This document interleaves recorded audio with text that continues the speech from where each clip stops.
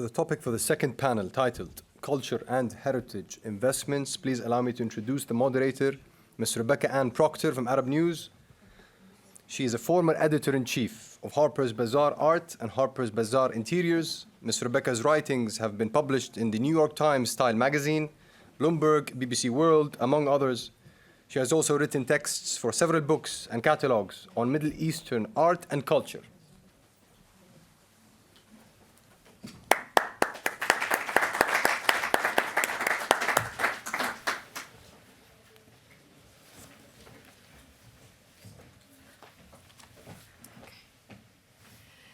Thank you very much. It's a great pleasure to be here today.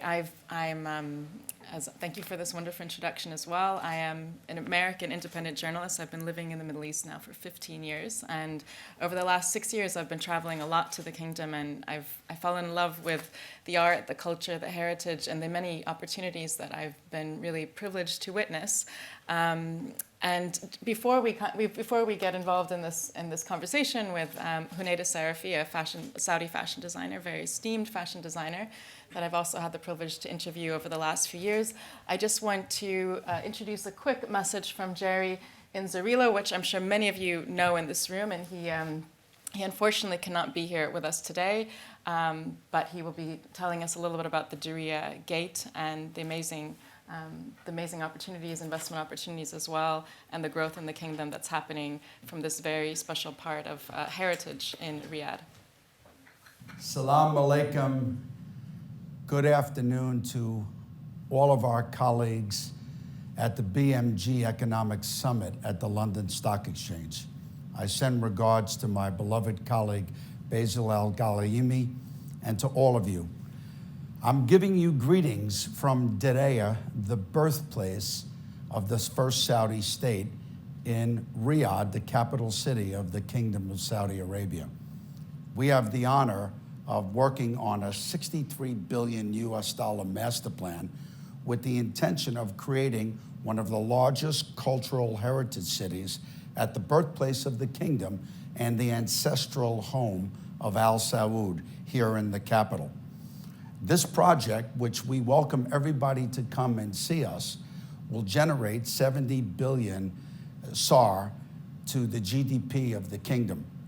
It will employ in 2027, by 2027, over 170,000 people, of which 70,000 will be direct Saudi employees working for the master plans of Diriyah. We will welcome 50 million tourism visits to Riyadh and 12 million specifically to the UNESCO World Heritage Site of At-Tarif, where the kingdom started 300 years ago. It's a beautiful project, all made out of the mud typology, and we're currently making 180 million mud bricks, so the city of Diriyah will look like what it did 300 years ago when 30,000 people settled into one of the most beautiful oases, or as we call them here, wadis, the Wadi Hanifa. So my name is Jerry Inzerillo. I have the privilege the last 5 years of being the group CEO of Diriyah. We can't wait to welcome everyone, and we're working very hard to try to attract the 2030 Expo to Riyadh in the Kingdom of Saudi Arabia to welcome people from all over the world. But the good news is we've already opened assets on this 14 million square meter master plan for the World Tourism and Travel Council in 2022. We will open assets in December of this year and every year up to 2023, including 38 new hotels, 20,000 residences, new universities, hundreds of restaurants, 500 retail outlets. This is one of many of the giga projects that you've been reading about for the Kingdom of Saudi Arabia. What I'm most proud now is that our staff is already at 2,000 people, 21,000 workers on the job. But our staff are 85% Saudi, and 36% of that Saudi staff are Saudi women, 16% of which are in management with full responsibilities and KPIs. But most importantly, 14% of our staff are from our community of Diriyah, the birthplace of the kingdom. So I thank you all for coming to the BMG Economic Summit at the London Stock Exchange. I wish I could have been with you, but I'm giving a very important speech for UNESCO today. I extend a very warm welcome on behalf of our dynamic Crown Prince Mohammed bin Salman, who's the chairman of DGDA, and we look forward to welcoming everyone to the Kingdom of Saudi Arabia and its birthplace, DGDA. A lot of economic opportunities here to invest. We will give contracts this year of over $7 billion US just for the master plans of DGDA. So I wish you a very productive, very interesting summit. I congratulate everybody for the great work you're doing all over the world. We can't wait to welcome you to the Kingdom of Saudi Arabia. We can't wait to welcome you to DGDA, its birthplace.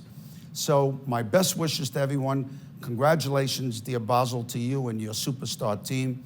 Please come and visit, or as we say here in the kingdom, there's only one DGDA.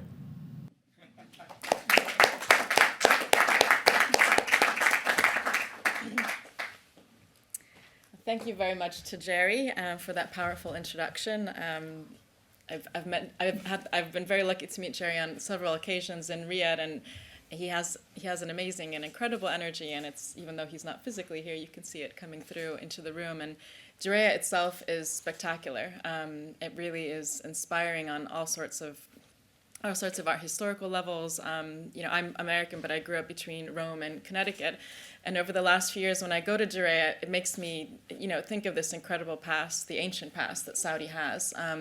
And, you know, this incredible way that there's been this marriage now between the past and the present in the kingdom. Diriyah, as the birthplace of that, is really at the helm of a lot of change and innovation.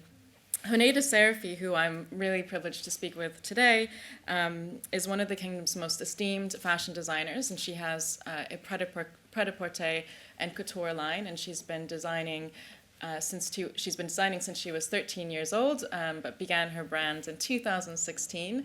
And her brand is worn by people from across the world, the kingdom, celebrities, royalty, and it's really known for its wonderful mix of, you know, cutting-edge designs and cuts, materials, but also, as she's going to speak to us now, its inspiration from sites like Diriyah and At-Turaf, you know, the Red Sea, Al-Balad, you know, all these wonderful places in the kingdom that really focus on, that really celebrate its heritage and culture.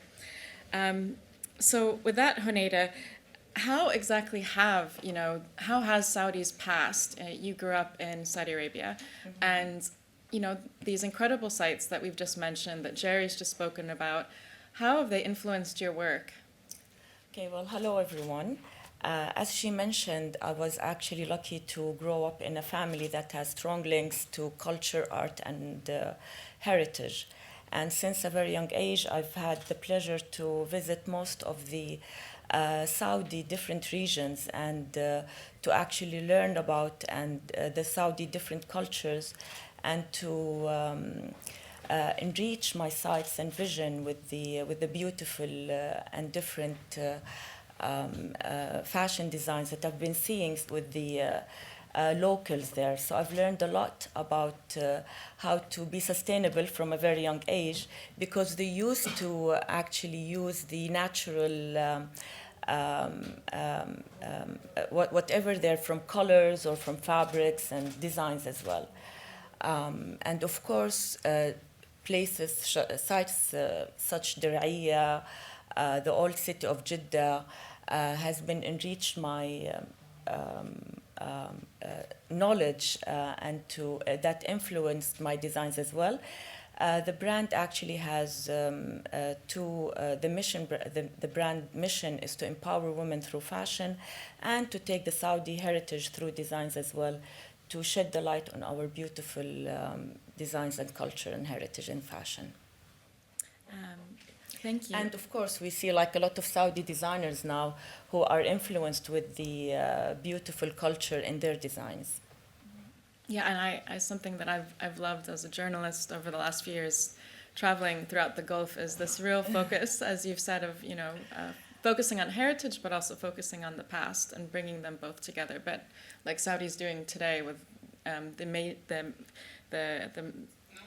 the economic and social changes under Vision 2030. One actually of my last creations that shed the light on the Saudi fashion heritage is the dress that I created for Princess Rajwa that made all the media speak about how beautiful our Saudi heritage fashion is. Yes, that was the dress. That's if you look online, it's received so much attention. Obviously, like the wedding itself, it's been one of the most pivotal weddings, you know, in the last few years, and it's a really quite enrapturing, inspirational dress. As we just said, there's been incredible change in the kingdom since MBS launched Vision 2030 in 2016, and it's impacted all sectors from fashion, art, you know, film, all creative sectors, fashion, art, film, entertainment, architecture, culinary arts. I mean, Ministry of Culture keeps, you know, developing new prospects, it keeps new changes, new commissions. Honayda, how have you witnessed specifically as a Saudi fashion designer this change in the fashion sector in terms of new opportunities and new investments? Well, we've just heard our friend Talal speaking about why Riyadh, and he never mentioned fashion, so.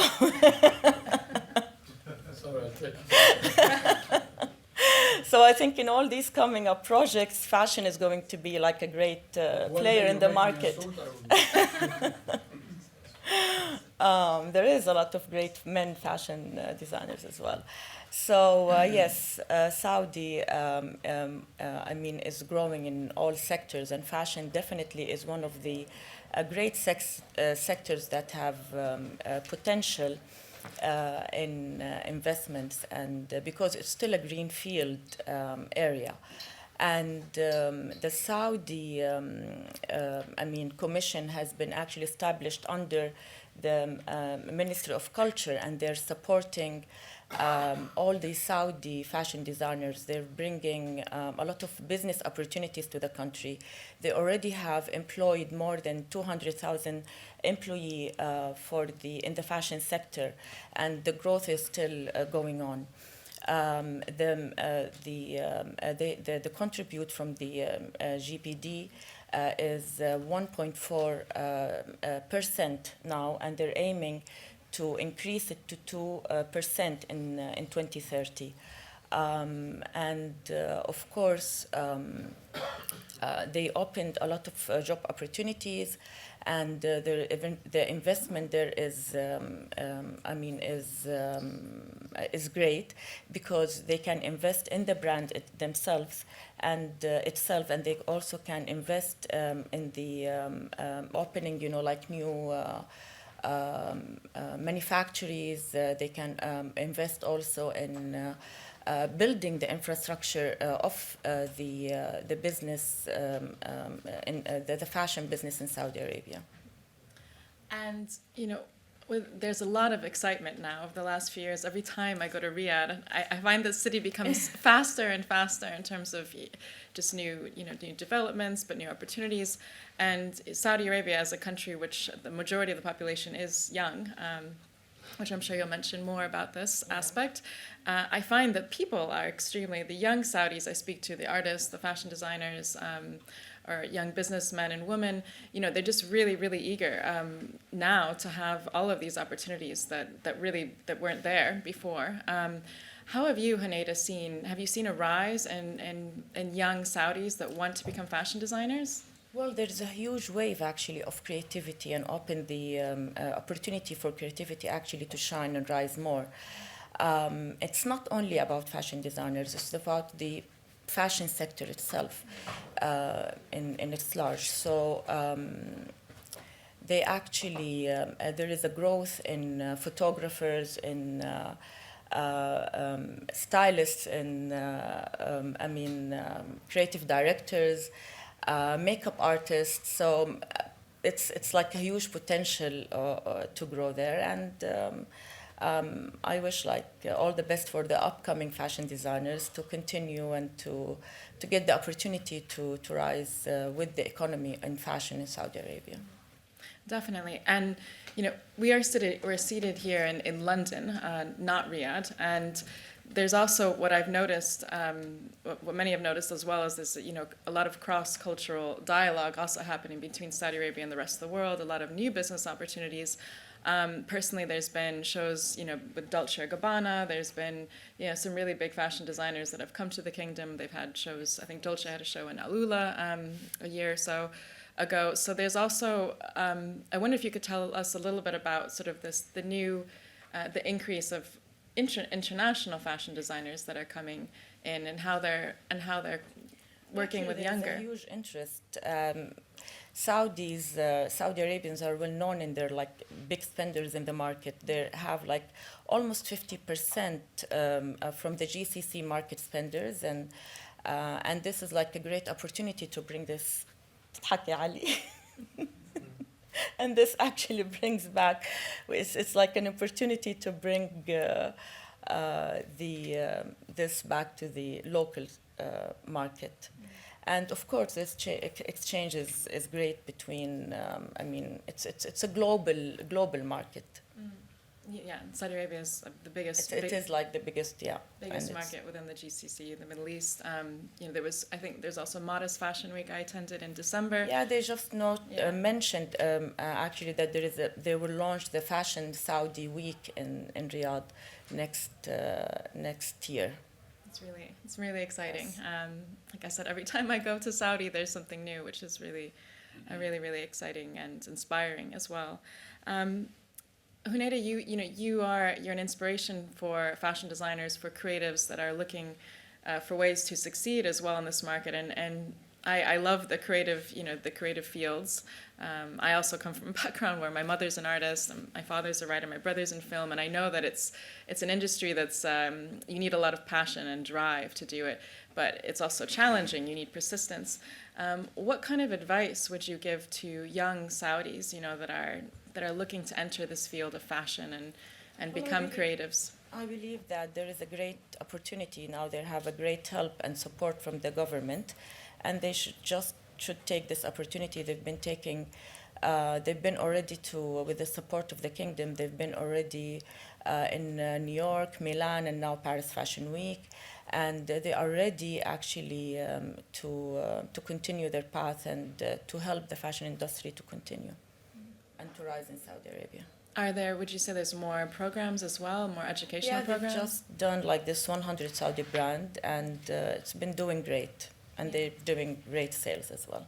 Yeah, definitely. I can't wait to see more when I'm there, as well as explore the new creations as well as Saudi fashion designers. With that said, this is sort of a taste, I think, of the amazing opportunities right now, specifically in the realm of fashion, but also, as Jerry was mentioning, in terms of art, culture, and heritage. I've been focusing also a lot on the contemporary art world, and every year from Desert X to exhibitions at the Diriyah Biennial Foundation, as well as in Jeddah recently, there was the Islamic Art Biennial, the first ever done at that scale, and it's been extremely inspiring. Again, I'm probably repeating myself, but to see this marriage between past and present in the realm of culture. I think that investment opportunities on the financial side also come with a new sense of identity, a celebration of this identity and what it means to be really in the center, the forefront of the Islamic world as well. And it's an amazing time for change and for growth and for a celebration of beauty as well. With that said, I'd love to open the floor to questions if anyone has them. I have actually 3 questions. Oh, wow. Well, Amr is an old friend, so just be gentle. I'll be gentle. My 3 questions is, as you are looking into becoming really at the front end of fashion, are you thinking of setting up an academy for the young people that Rebecca was talking about that could go into fashion? Secondly, are you looking at designing for the new growth of Saudi Arabia's interest in filmmaking and theater and opera and all of these areas? And my third question is, as more and more Saudi women go into work, how is that impacting their fashion taste and their fashion needs. Can you repeat the first question, please? I forgot it. The academy, okay, sure. the academy, the theater work. Okay, so definitely there is a lot of fashion schools are opening back home in Saudi Arabia. And this is part of actually the growth that I was talking about. I'm not opening a fashion academy because I believe that there are more expertise in that area, but I'm having something like a unique experience for the visitors who comes actually from like international visitors or locals as well, to see how actually I'm creating the designs itself and how this actually like to show the whole experience from zero till the end of the end product. So this is one of the things that I'm working on now.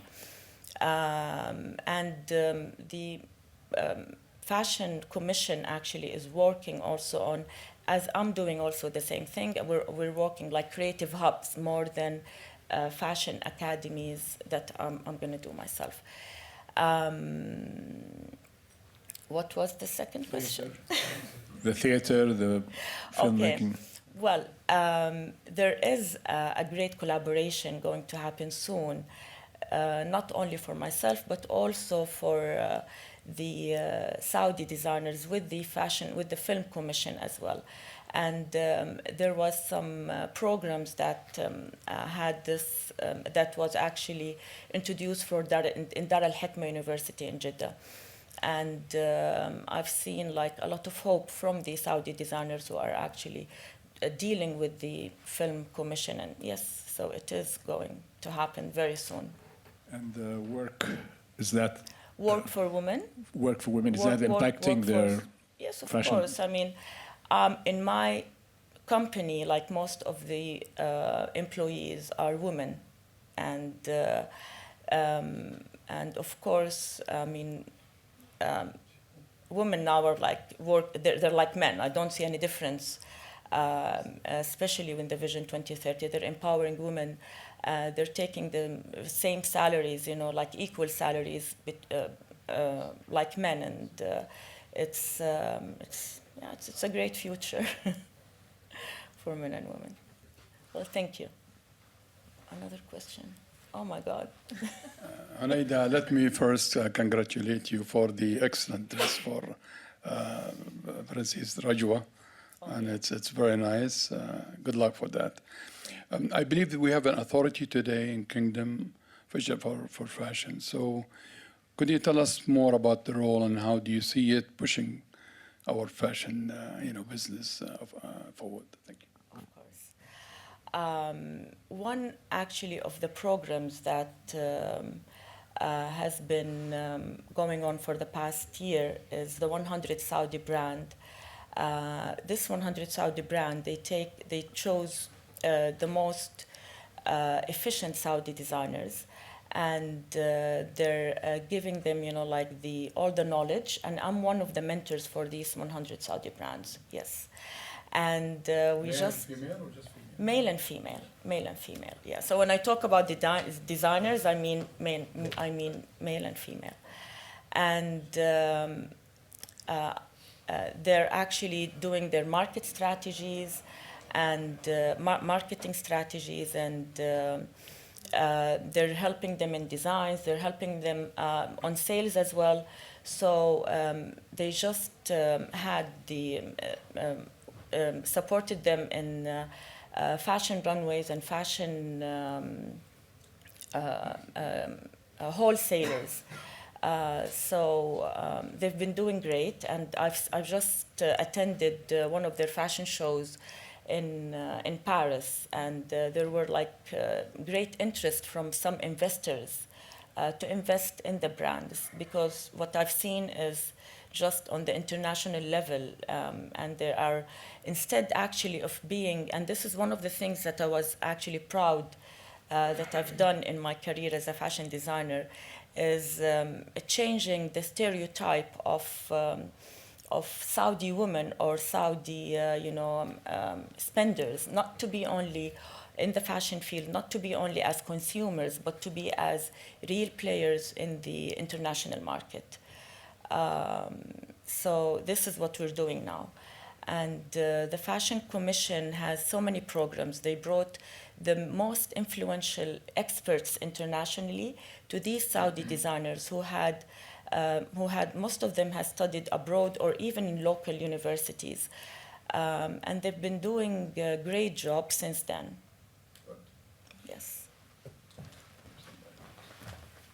Just drink some water.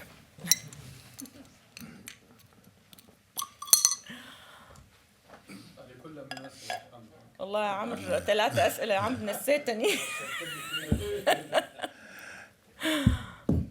Yes, I'll let you drink first.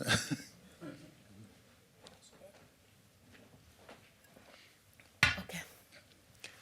Yeah, my name is Saleh Al Umair from the financing sector in Saudi Arabia. One question is that we have seen the different creative ladies, especially in jewelry designs, that amazed me in one of the Saudi ladies, Haneen Al Ghnaibat, who was like a graduate of New York, and now she's doing this amazing, designs. That means the women in general in this area is going really far. My question is, from the historically, we had these restrictions. We had so much, restrictions that prevented the creativity in the design world in general. How do you see now, after these 4 or 5 years of opening up socially, that affected your designs from the past to the present? Well, personally, I know Haneen, and I actually love her designs in jewelry. And when we speak about fashion, or when we speak about the fashion industry, it actually includes accessories, bags, shoes, fashion, jewelry, and fashion as well. Fashion industry has been taking a very serious steps lately. But when it comes to design, and creativity, my designs and creativity haven't been changed since, like the old days. What we used to wear before, we still wear now. It depends on the occasion, where, when, and how. And the freedom we took did not actually affected our creativity or the way we look. It just shed the light on the true people, like who truly we are: cultured, educated, well-rounded, proud of ourselves as Saudis since day one, and of course the Vision 2030 with the empowering that we took internationally in the media made us more confident, maybe, to show this and to be proud of it, but maybe it changed some women's life in some laws, as Amr mentioned before, for divorced women or for working women, that they had more freedom now, or they had more power now than before, which is equal power or equal freedom with men. But it's not. But it did not change the way we look or the way we act. Hi. My name is Blessing. I'm a management consultant, and I've been going backwards and forth to Riyadh since January. I guess it's two things. Hope you enjoyed your visit there. Oh, God, it's brilliant. It's really good. So I think what I was going to say is I have found Instagram to be really, really good in helping me access some of the fashion. So things like the 100 Saudi brands, for example. It's been really, really good because I think there is definitely a need to do better marketing, because I find I'm in Riyadh for a week and I'll go to lots of events and I'll go to some of the pop-ups that you do so many of these pop-ups of fashion. And then I'll come back to work to my clients and they don't even know about it, and they're local. And so I think there is a lot of work to be done around the marketing, and I'd be interested to know what you're going to do, because something like the Saudi 100 brands, it doesn't exist anywhere else.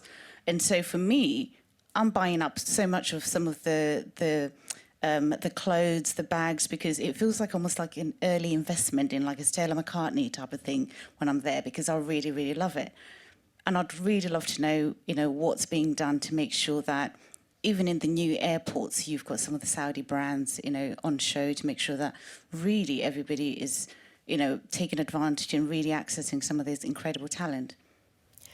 Well, definitely, rising up with an industry, a fashion industry, is quite challenging.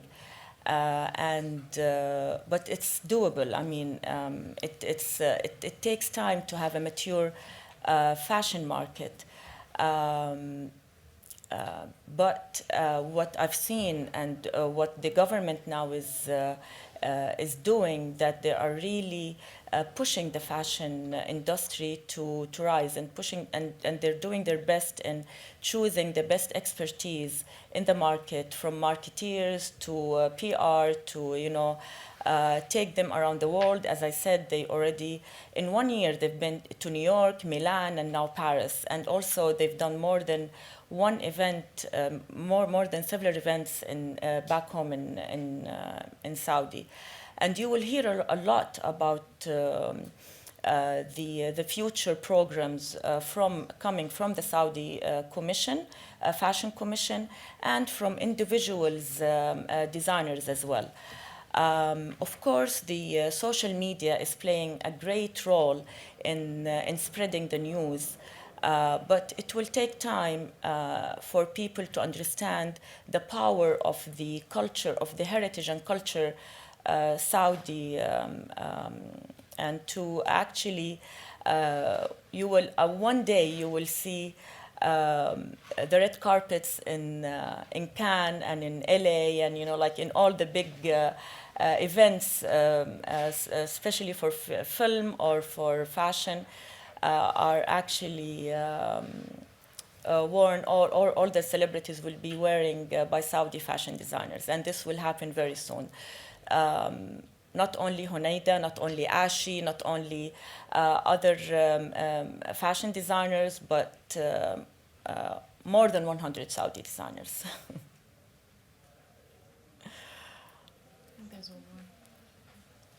Yeah. Oh, thank you. Yeah, it's Sonny again. So I'm particularly interested in the creative industries and the fashion as well, and also with UNESCO. UNESCO estimate a global estimate of creative industry, but according to UNESCO, is 4.3 trillion. So, and we see a lot of demand. I work in the FDI, foreign direct investment, so we've seen a lot of institutions and private wanting to invest in that sector.